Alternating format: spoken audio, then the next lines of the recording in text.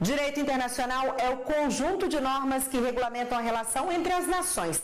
E um país precisa respeitar a soberania do outro. Para falar mais sobre esse assunto, eu recebo aqui na bancada do Jornal da Justiça o advogado e doutor em Relações Internacionais pela Universidade de Brasília, Jones Val Gonçalves. Boa noite, obrigada por estar aqui conosco.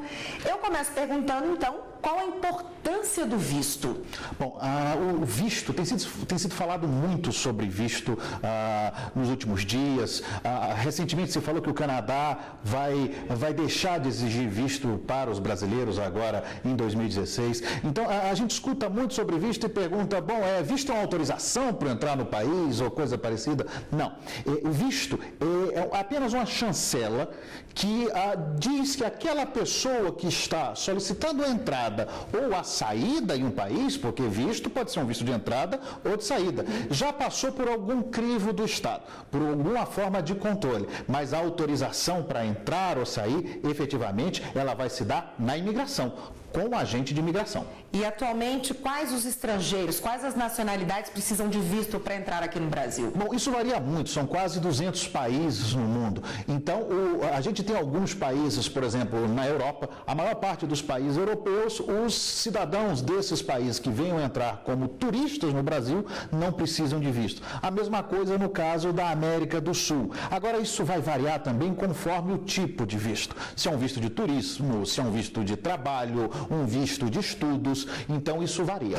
Agora, doutor, o que acontece quando o estrangeiro está numa situação irregular? Por exemplo, está no Brasil sem visto. Existe uma sanção para isso? Sem dúvida. Isso também vai depender do tipo de visto. Por exemplo, no caso de um visto de turista, ele tem um prazo de validade, uma vez vencido, ou essa pessoa ela se torna irregular. Então, nesse caso, ela vai ser deportada, a Polícia Federal vai informar essa pessoa que ela está irregular e ela vai ter que deixar o território nacional, regularizando a sua situação, ela pode voltar. Outros tipos de visto podem ser regularizados aqui mesmo, sem que a pessoa saia do país. Então, isso varia. A questão do visto de trabalho, por exemplo. Por exemplo. Tá, agora vamos falar um pouquinho sobre os refugiados. Vamos lá. Quem pode, então, ser considerado um refugiado? Bom, isso está relacionado na Convenção das Nações Unidas sobre Refugiados. Há um tratado especificamente que estabelece quem assume a condição de refugiado de acordo com aqueles tratados. Qual é a origem disso? A Segunda Guerra Mundial, quando a gente tem grandes massas de pessoas sendo deslocadas de um lado para outro e fugindo de alguma perseguição.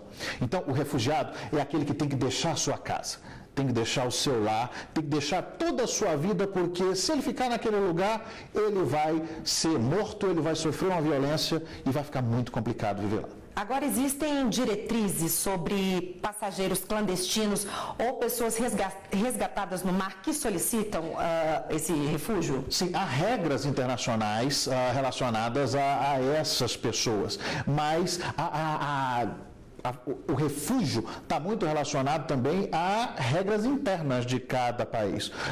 Apesar de signatário da convenção, o país não é obrigado a receber um número infinito, por exemplo, de refugiados. Esse refugiado ele vai ter que preencher alguns requisitos para ser considerado refugiado, de acordo com a convenção, e aí, a partir daí, o país vai decidir se mantém aquela pessoa ali ou se ela vai buscar abrigo em outro território. Agora, como é possível diferenciar o refúgio da migração econômica? Bom, a ideia... É complicado, né? É bem muito complicado, mas a questão do refúgio, ela está muito especificada nessa convenção. Ela está muito relacionada a uma perseguição política, em razão de questões ideológicas, de religião, e o refugiado é aquele que não pode voltar para o lugar de onde ele veio, porque se ele voltar, ele vai ser morto, ele vai sofrer a violência. Não é o caso daquele que foge ou que deixa o território do seu país, ainda que a gente chame de refugiado, mas esse não é um refugiado, é um imigrante, alguém que está saindo dali por razões econômicas. Agora vamos falar de um outro assunto também bastante polêmico, que é o terrorismo. Para a justiça, qual a diferença entre um criminoso comum e um terrorista, doutor? Bom, o terrorismo é um fenômeno que é muito antigo e hoje hoje, cada vez mais, ele tem sido discutido. No caso do Brasil, não existe tipificação de crime de terrorismo ainda. Então, ninguém pode ser condenado pelo crime de terrorismo. E o que vai diferenciar o terrorismo de um crime comum? Os objetivos daquele que pratica.